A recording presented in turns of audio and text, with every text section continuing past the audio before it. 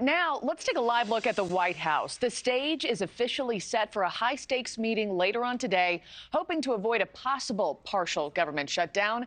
That deadline is Friday. President Biden summoning top congressional leaders to try bridging the gap on spending and also advocate for more Ukraine funding. Congressional leaders on both sides of the aisle at odds over border security and foreign aid. The House isn't in session until tomorrow, so that means they have just 3 days to vote on some sort of spending bill here. Tom Dempsey has more from Washington this morning. Tom, a lot is on the line with the Big Four headed to the White House today. What are we expecting from this meeting?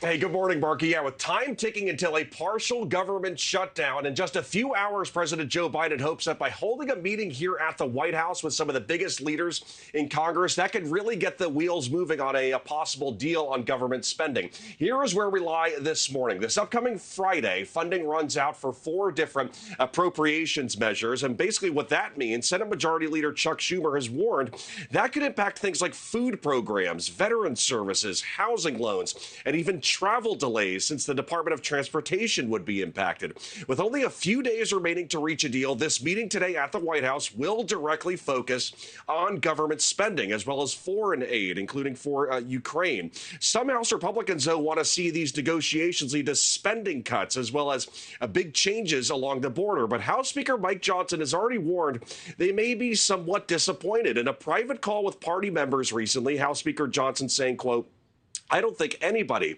on this call thinks that we're going to be able to use the appropriations process to fundamentally remake major areas of policy. If you're expecting a lot of home runs and grand slams here, I'll admit you'll be disappointed." The top 2 leaders in the Senate have also raised concerns about not reaching a deal. Take a listen.